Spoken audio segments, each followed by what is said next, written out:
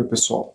Eu sou Henrique Silva, sou um engenheiro de contas aqui no Google Cloud. Então, basicamente, trabalho atendendo clientes para usarem a plataforma da melhor forma possível, para resolver esses problemas usando a plataforma.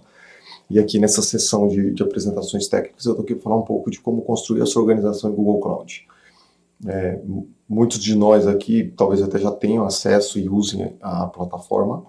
Você pode ir construir, pega o seu cartão de crédito, pega uma conta Google e já começa a trabalhar. E aqui é para discutir um pouco como construir uma organização, pensando no sentido de algo que vai crescer, que você quer começar da melhor forma possível, como você constrói isso e gerencia isso dentro do ambiente. Pensando, a gente usa o termo até formalmente na nossa documentação, é a fundação empresarial. Então, para falar um pouco disso, é um tema muito complexo, no sentido que você tem que tomar várias decisões. E para tomar esse conjunto de decisões, a gente tem um material muito vasto. Se eu fosse cobrir, eu acho que tudo aqui, a gente teria pelo menos 10 vezes mais slides para entrar no detalhe de cada um. Como a gente não tem esse tempo, o nosso objetivo aqui é falar um pouco de cada um dos principais elementos que você tem que prestar atenção, falar rapidamente sobre cada um deles, e aí, não sendo exaustivo o que a gente está cobrindo aqui, por favor, olhem e verifiquem na nossa documentação cada um desses pontos, se aprofundem para tomar essas decisões. Se as decisões forem tomadas e planejadas certinho no começo, você não vai ter problema no futuro e vai estar fazendo o melhor uso da plataforma com segurança, com controle, que eu acho que o desejo de todos. Marco aqui em tom mais escuro um pouco do que eu vou falar hoje, então se a gente fosse pensar em fundação, a gente estaria falando disso aqui tudo. No caso, vou falar só do que está marcado aqui em escuro, os outros, infelizmente, a gente não vai ter o tempo, e vou falar de forma até simplificada dos outros. Então, por favor, sempre encaminho vocês para a documentação, para tomar essas decisões, olhar com calma e ver até os processos, procedimentos para fazer. E ao final da apresentação, vou estar disponível para a gente discutir, vocês enviam perguntas no form, e eu vou tentar trabalhar aqui para responder com vocês, ou até encaminhar e mandar e compartilhar essas referências. Quando a gente fala desse processo todo, tudo começa com a gestão da identidade.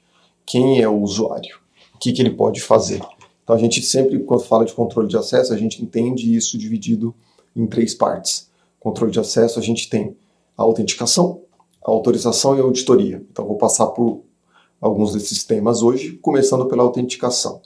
Como você se autentica em qualquer produto Google? Usando uma conta Google. O Google ele tem uma presença muito grande diretamente com consumidores finais, então provavelmente todos, ou grande maioria aqui, esmagadora maioria, tem conta Google. A conta Google te permite o quê? Acessar qualquer coisa Google. O Cloud Platform, por exemplo, as nossas plataformas de marketing, que do ponto de vista de empresas, várias fazem uso, ou YouTube, Maps, etc., todos esses perfis você tem uma conta Google. A autorização, passo mais adiante, uma vez que eu estou autenticado e tenho uma conta Google, o que eu posso fazer? E a auditoria é quem fez o que, quando, dentro da plataforma. São recursos. Falando agora especificamente do Cloud Identity, o que é? Como eu falei, você tendo uma conta Google, você consegue acessar serviços Google. Pronto. Agora, do ponto de vista de uma empresa, imagine que eu, Henrique, sou dono do domínio henrique.com e empresa henrique.com. Eu estou criando uma plataforma de nuvem, eu não quero que meus usuários se loguem usando o e-mail pessoal deles, um gmail.com ou contas Google que eles criaram. Ou se o funcionário perdeu a senha, está de férias, suspendiu o acesso dele, eu não tenho controle sobre a conta Google dele, porque a conta Google é dele, é individual. Então, a gente tem o Cloud Identity, que é uma ferramenta formal do Google para que empresas criem as suas contas Google dentro do seu controle. Então, o que é o processo? Eu pego o meu domínio henrique.com, crio uma conta no Cloud Identity, reconheço a minha propriedade sobre aquele domínio, e eu posso criar usuários, @henrique.com, dentro dessa ferramenta. E aí, lá dentro, eu sou responsável por gerenciar a senha, gerenciar o acesso, gerenciar o que aquele usuário pode ou não fazer, qual serviço Google ele pode ou não acessar. Eu falo, eu quero que os usuários só usem a conta corporativa para Google Cloud, não quero que eles usem para Maps. Enfim, você pode configurar da maneira que você quiser. E isso significa o quê? Que se eu tenho um usuário antigo meu que criou usando o e-mail pessoal dele, ou usou o meu e-mail corporativo, @henrique.com, mas criou uma conta Google pessoal, eu posso chegar no Cloud Identity e falar, olha, na minha empresa só vão se logar contas @henrique.com que são gerenciadas por mim. Então, esse é o primeiro passo para você pensar numa organização. Você está falando de centenas de usuários que vão acessar a plataforma, você quer ter esse controle. Então, o primeiro passo, Cloud Identity reconhecido com o seu domínio. Como você cria esses usuários no Cloud Identity? Neste portal aqui do lado esquerdo, admin.google.com. Ele é diferente do portal do console do Google Cloud. Por quê? O console do Google Cloud é um dos serviços Google que a identidade Google dá acesso. A identidade ela dá acesso a outras coisas do mundo de ads, de marketing ou dos produtos, né? Você pode ter na sua empresa alguém que se loga no YouTube para publicar vídeos da sua empresa no YouTube, por exemplo. Então isso é um trabalho corporativo, mas usando um outro serviço Google. Então a identidade é um portal, provavelmente até um time diferente, dependendo do tamanho da empresa, e o portal de nuvem é um outro portal. Neste portal do Cloud Identity, se você avança, você vai entrar em discussões de como eu vou criar os meus usuários lá dentro. Tenho acesso aí, trabalho com algumas startups que ele não tem modelo tradicional de diretório de usuários, ele controla 100% dos usuários dele dentro do Cloud Identity, reseta a senha lá dentro, configura as políticas de segurança lá dentro, mas a gente sabe que para a esmagadora maioria das empresas você já tem um modelo de diretório pronto. São várias possibilidades, compartilho aqui apenas um dos exemplos, que é, por exemplo, você tem um Microsoft Active Directory dentro da sua empresa, você sincroniza esses usuários. Tem uma ferramenta nossa que é o GCDS. Você escolhe, olha, desses usuários do meu diretório, quero sincronizar este grupo ou estes grupos, e a gente automaticamente cria esse usuário no Cloud Identity. E quando esse usuário for se autenticar, em vez de você gerenciar senha e essas políticas de segurança no Cloud Identity, você delega para uma ferramenta sua, no caso aqui o ADFS, que é um desenho padrão. Então ele vai fazer o login lá no ADFS. Então isso permite que você tenha single sign-on e outras coisas. Se você não está usando o AD tradicional, você está usando, sei lá, o Azure AD, o mesmo desenho é possível, muda o formato do sincronismo, o formato da federação, mas o desenho é o mesmo, assim como outras ferramentas de terceiro que cuidam de identidade. Então, você precisa ter o Cloud Identity para gerenciar suas credenciais Google. Você pode, inclusive, integrar isso com o seu ambiente. E você precisa ter o Cloud Identity, porque para acessar produtos Google, você tem que ter uma conta Google. E aí, geralmente, se a gente for olhar, a gente tem um checklist de onboarding empresarial. Item número 1 é você criar o seu espaço no Cloud Identity para você poder fazer isso aqui. Quando a gente está falando disso, você criar essa estrutura no Cloud Identity, significa o quê?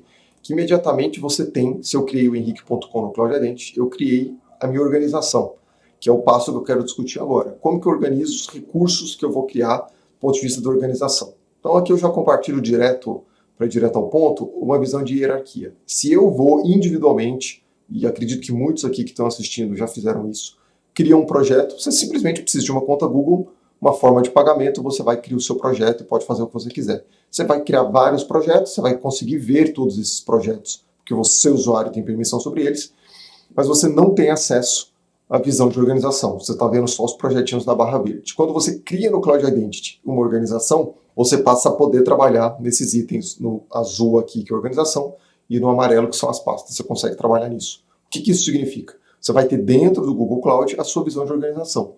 Então, qualquer usuário da sua organização que cria um projeto, ele cria um projeto dentro da sua organização. E lá dentro você vai poder criar essas pastas. Eu vou entrar em detalhes do que cada uma das pastas faz, mas você pode dividir os recursos, dividir esses projetos da maneira que você achar interessante, porque os direitos eles são herdados de cima para baixo e as políticas são herdadas de cima para baixo. O que são direitos?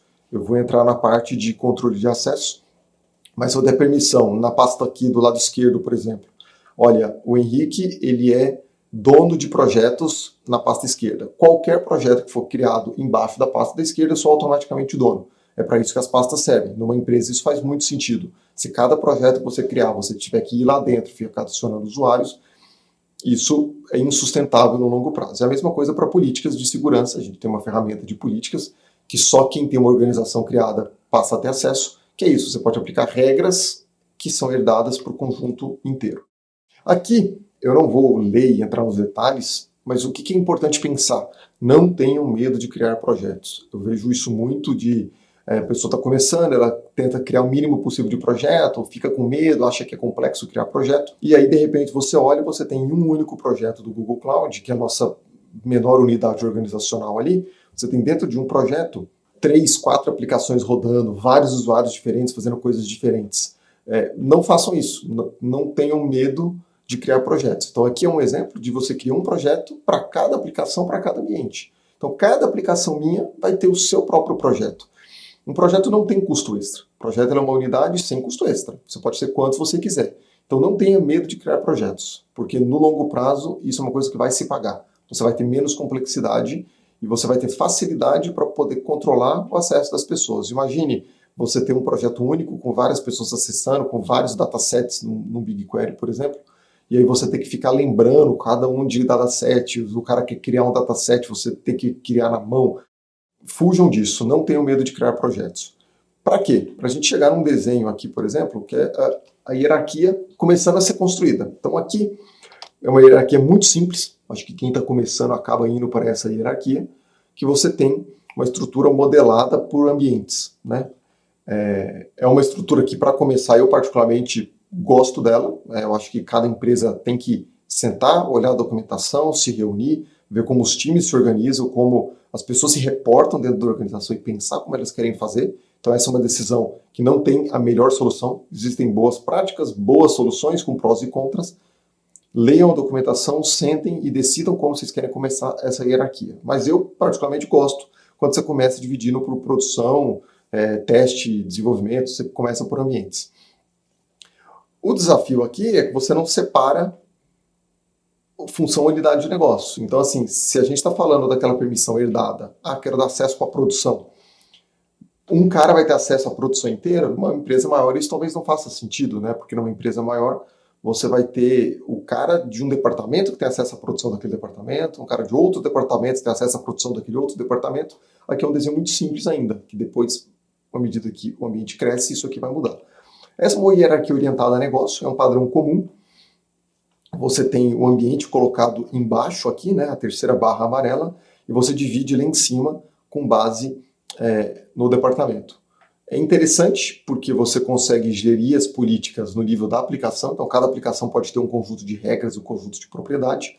O problema disso é que automatizar ou gerenciar isso ele pode ficar complexo, porque se eu quero aplicar uma política que vale para todos os ambientes de produção, eu vou ter quantas pastas aqui que significam produção? Várias pastas que representam a produção. Então, você vai ter que sair pegando pasta a pasta, você está complicando a sua automação, sua infra como código. E aqui orientado a ambientes, que seria aquele primeiro desenho expandido, você tem a separação por ambientes, aqui no caso só produção e desenvolvimento, e você tem os departamentos embaixo.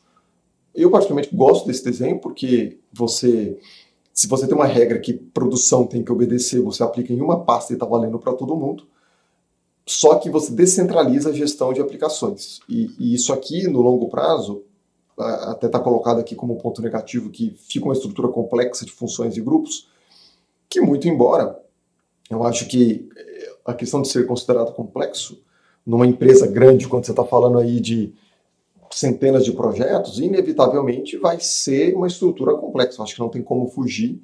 Então aqui é um ponto negativo, mas acaba sendo um ponto negativo inevitável, porque qualquer um dos desenhos você vai acabar chegando no nível de complexidade a partir do momento que você tiver uma quantidade muito grande de projetos acontecendo ao mesmo tempo, né? Se tiver um uso da plataforma bastante intenso. Então é isso. Verifiquem a documentação, sentem, discutam como construir e como vai ser interessante para ser feito. E lembrando, a gente tem nessa estrutura a aplicação das políticas que você escolher. Por exemplo, não quero criar IP público, não quero compartilhar meus projetos com pessoas que não sejam @henrique.com e permissões. Eu quero que este grupo de administradores tenha permissão completa sobre a árvore. São essas duas grandes funções de você ter uma organização. Quando você tem aquilo, a gente passa agora para o controle de acesso, que naquela torre de identidade, ele é o segundo ponto. Uma coisa é autenticar o usuário, agora a gente está autorizando ele. Onde a gente faz isso? Políticas de IAM. Eu até não traduzi aqui exatamente porque no nosso portal, em inglês ou português, está escrito como IAM, que é o Identity and Access Management. Você tem contas de usuário, contas de serviço que podem ou não estar agrupados dentro de um grupo, e eles têm uma função do IAM. E é essa função do IAM que determina acesso aos recursos do Google Cloud. As funções de IAM elas são determinadas para acesso aos recursos do Google Cloud diretamente na API. O que isso quer dizer? Se a gente for aqui nessas funções, é um conjunto de permissões. Então a gente tem funções pré-determinadas, por exemplo, eu sou um visualizador de dataset do BigQuery. Então eu tenho uma permissão automaticamente de listar os datasets que eu tenho permissão de visibilidade, eu tenho permissão de clicar dentro de um deles, tem uma permissão de visualizar e executar alguma coisa. É uma função que está lá, eu só consigo ver isso. Eu vou abrir um projeto, só vou ver aquilo. As funções pré-determinadas, o que elas têm? Vários conjuntos que a esmagadora maioria dos casos precisam, já construídos. Administrador de rede de máquina, administrador de segurança, visualizador de conjuntos de dados, usuário de uma API, enfim. E se você precisar de uma função customizada, é só ir criar. Se você perceber, a gente tem até na interface isso, cada ação da plataforma ela é uma ação numa API. E a gente tem isso tudo listado. Então você pode dizer, esse usuário pode executar esta ação e não pode executar a próxima. Então, cara, ele pode desligar uma máquina, mas não pode criar máquina. Se você tiver alguma função pré-determinada nossa que não te atende, fiquem à vontade para construir funções customizadas. No curto prazo, geralmente não é uma coisa absolutamente necessária, mas sim entender que sim, é uma função para ser construída. E o IAM ele controla também condições. Você pode colocar, se o cara está acessando com condição A, B e C, autoriza o acesso ou nego o acesso. São coisas que você pode configurar lá dentro. Então aqui um exemplo, tá muito rapidamente. Eu quero criar um grupo administrador de rede naquela hierarquia que eu mostrei atrás. Então eu crio um grupo no Cloud Identity, GCP Network Admins, e eu dou essas permissões para esse grupo. Então no nível da organização, coluna direita alvo, nível da organização, ele é administrador dos recursos de rede nas máquinas, ele é administrador da shared VPCs, vou falar disso um pouquinho para frente, ele tem permissão para ver pastas na hierarquia, e apenas dos projetos que existem as shared VPC criadas, que é o projeto onde o cara vai fazer o trabalho dele, você dá permissão de dono naquele projeto. Então, do ponto de vista hierárquico, você tem uma simplificação que tudo que é do nível da organização, você dá permissão num lugar único e não importa quantos projetos sejam criados, ele já tem permissão automaticamente. E no projeto que ele precisa ser o dono, você só dá permissão naquele projeto. Então, esse é um exemplo de abordagem que tem que ser pensado quando a gente está falando de controle de acesso. E aqui, por fim, a gente fala de conta de serviço. A conta de serviço é um recurso que você cria para ser usado por aplicações que precisam falar com a API. Né? Um usuário, ele autentica interativamente, ou uma aplicação que precise acessar uma API, que precise acessar algum serviço, você tem uma conta para ela. Você pode criar automaticamente, baixar as chaves e colocar isso dentro de um código que você esteja desenvolvendo, ou dentro do serviço da plataforma, você está rodando uma máquina virtual, você atribui a esta máquina virtual, por exemplo, uma conta de serviço, e você fala, esta conta de serviço desta máquina virtual pode executar consultas no meu BigQuery, por exemplo. Então, se você tem uma aplicação dentro dessa máquina e ela tenta fazer uma consulta no BigQuery, ela vai fazer com a conta de serviço que está atrelada à máquina, você não precisa nem se dar o trabalho de fazer essa configuração dentro do aplicativo, vai funcionar automaticamente, tá? Então, contas de serviço, elas são criadas para aplicação, algumas são criadas automaticamente, qualquer coisa, referência na documentação. Quando a gente entra agora para falar de redes, passando aqui muito rapidamente, a gente tem a infraestrutura do Google. É uma infraestrutura global, aqui é um slide bastante comum, a gente tem muita fibra ótica, conectando todas as redes, pontos de presença. Qual que é o conceito? Isso aqui não creio que seja novidade para vocês. Conceitos, você tem um conceito que você vai ter um projeto, dentro de um projeto do Google, você vai criar redes dentro desse projeto. Nossa rede, por definição, é global. Então, se eu criar uma rede dentro de um projeto meu, eu posso criar subnets em todas as zonas e todas as regiões do mundo, em todas as regiões do mundo, a subnet é por região. Então, eu crio uma subnet por região do mundo. Essas subnets já estão interligadas e podem falar entre si. Então, você não precisa, entre uma região e outra do Google Cloud, fazer peering ou fazer uma VPN. Então, nossa rede é global e todas as redes você já tem conectividade global por padrão. E você controla o acesso, óbvio, quem pode falar com quem, mas por padrão as redes já são conectadas. No cenário que a gente discute padrão, referência nosso, a gente defende o conceito de shared VPC. Imagine que eu tenho 3 projetos, como está construído aqui nesse exemplo, e 3 projetos, cada um poderia ter sua própria rede. E aí, se cada um tem a sua rede individual, eu teria que ter, eu tenho agora uma conectividade com o meu ambiente aqui. Eu tenho uma VPN com o meu data center ou com a sede da minha empresa, eu tenho regras de firewall e tudo mais. Você quer controlar isso centralmente. Então, qual que é a boa prática recomendado nosso arquitetura de referência? Você desabilita a criação de redes individualmente nos projetos, você cria um projeto de redes com a rede lá dentro, você dá permissão para que esses projetos usem essa rede. Fala, olha, o projeto 1, ele pode criar máquinas na subnet 10.0.0/8. Projeto 2 pode criar máquinas nessa mesma subnet. Projeto 3 pode criar na outra.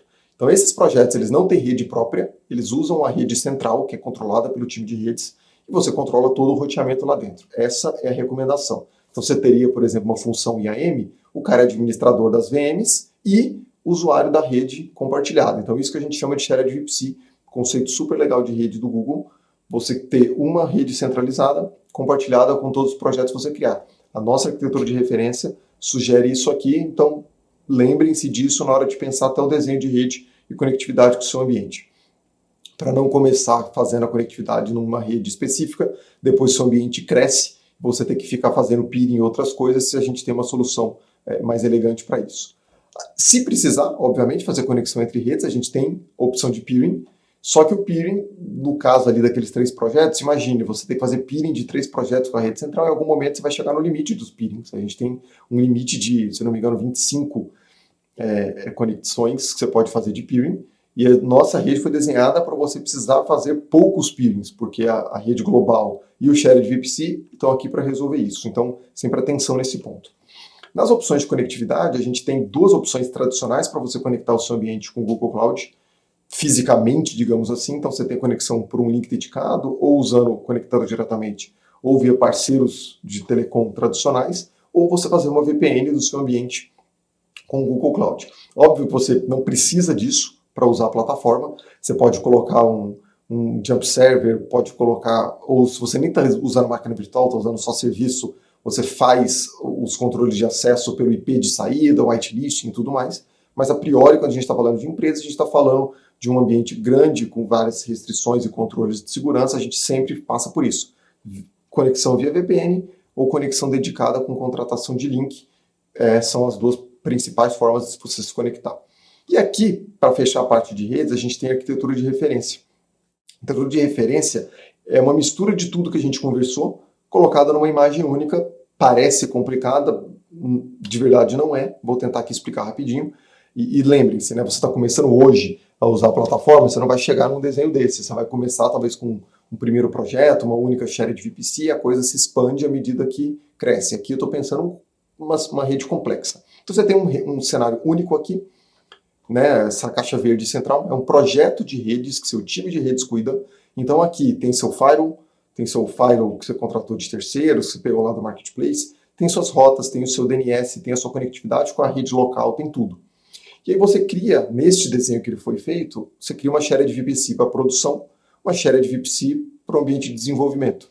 Então na Shared VPC de produção, você tem regras lá dentro, e todos os projetos de produção falando com uma única rede compartilhada. Desenvolvimento, a mesma coisa. E elas falam com essa rede central fazendo peering. Então vejam, num cenário complexo, você está gastando 2 peerings, né, de um limite de 25. E aqui, essa é a nossa visão de referência. Óbvio, você pode falar, olha, no primeiro momento, eu vou ter só a caixinha verde e vou ter uma Shared VPC aqui, vou criar os projetos aqui dentro. São decisões a serem tomadas dependendo da expectativa que você tem de consumo da plataforma, se vai usar muito, se vai usar pouco, mas essa aqui é a nossa visão de referência para redes. E a gente entra em muitos desenhos por etapas de como você chega até um cenário assim. Mas eu quis trazer, digamos, o desenho mais completo, porque é uma soma de vários conceitos, então sempre referência na documentação. Uma coisa aqui importante, a gente passa pelo controle de custo.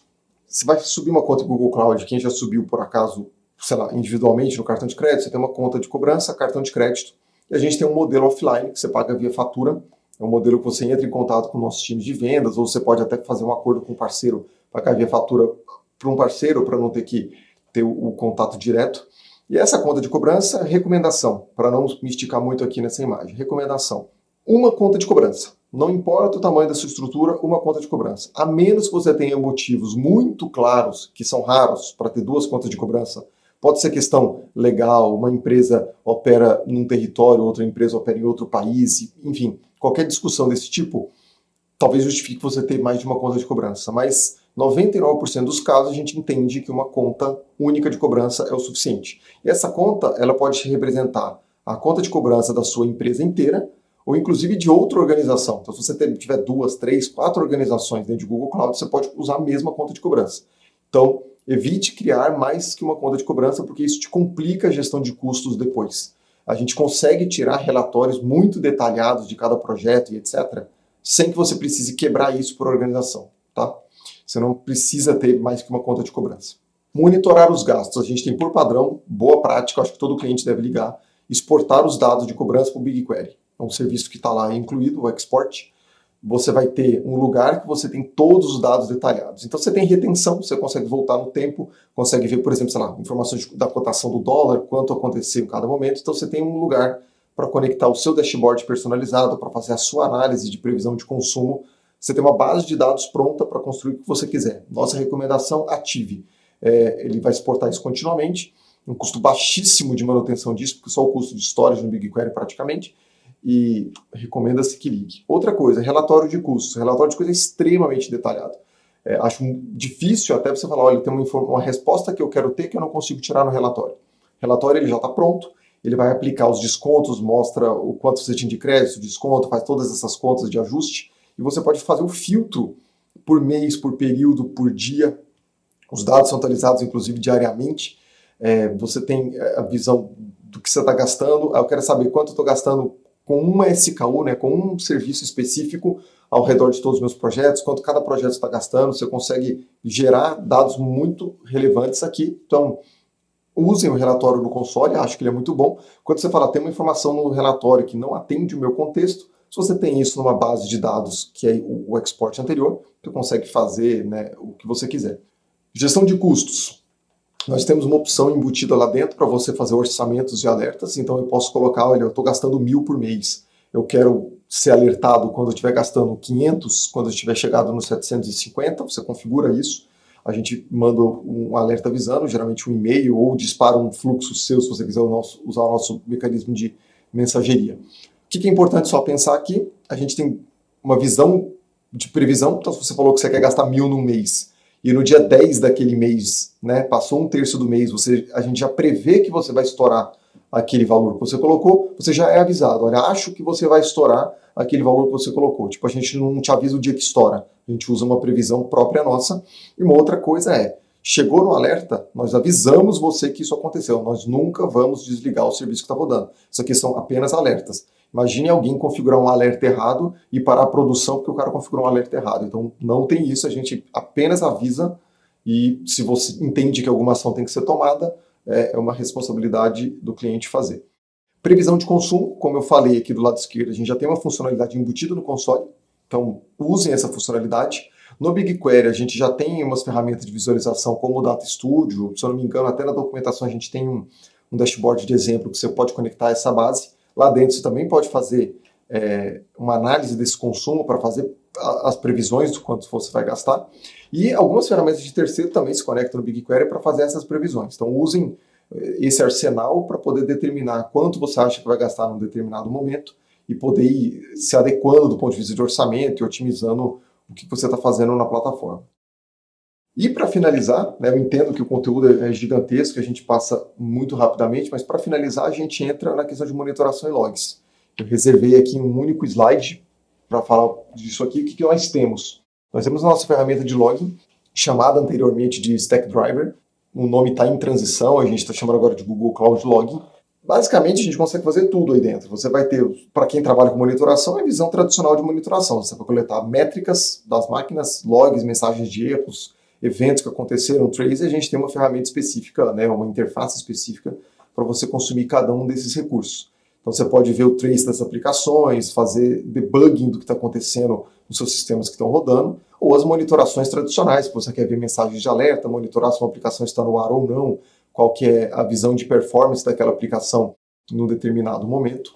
E aqui, só para finalizar, todos os nossos serviços podem exportar coisas e exportam coisas nativamente. Então, se você tem uma aplicação sua que você desenvolveu, está rodando numa máquina, alguma coisa, você pode usar as nossas APIs para mandar essa informação para a gente, mas a priori a gente também, do serviço, a gente já coleta tudo. E, para finalizar, aquele último ponto que eu tratei lá no começo da identidade, a gente tem a parte de auditoria. Então, basicamente, a auditoria, tudo que a gente coletar é colocado aqui dentro. O usuário Henrique, no momento, 10 horas da manhã do dia 1º de maio, ele fez essa alteração num serviço, ele fez essa configuração, ele deu permissão para alguém. Isso é ligado por padrão, você exporta aqui, pode manter a retenção, fazer as queries que você quiser, ou até depois do Stackdriver configurar uma retenção de longuíssimo prazo, exportando isso também para o nosso BigQuery. E, do ponto de vista de monitoração, a gente, além do que é o padrão de auditoria, você pode ligar coisas adicionais. A gente tem uma coisa muito interessante, que é uma auditoria de acesso a dados. Por padrão, o BigQuery até tem isso, então você consegue ver lá quais queries cada pessoa executou e quando. Então você consegue ver quem acessou dado e que dado que acessou. Mas você pode ligar isso para outro serviço. Eu quero saber quem acessou um arquivo no storage.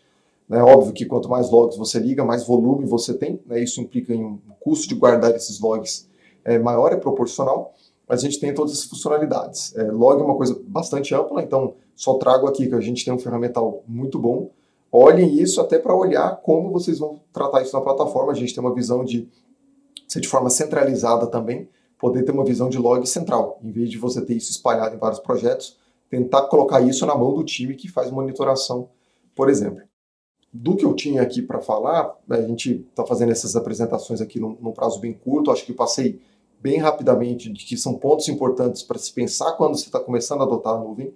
A gente tem as boas práticas de onboarding, é um artigo muito grande, imagine isso que eu falei agora expandido, com várias referências, recomendo que visitem isso na nossa plataforma, na documentação está lá como checklist de onboarding empresarial, a gente tem uma lista de coisas para se olhar, e concluindo agora, a gente tem esse período de perguntas e respostas, fiquem à vontade para bater um papo aí rapidinho, e obrigado aí por todo mundo que investiu um tempo e está considerando usar a nossa plataforma e usar da melhor forma possível. Obrigado aí, pessoal.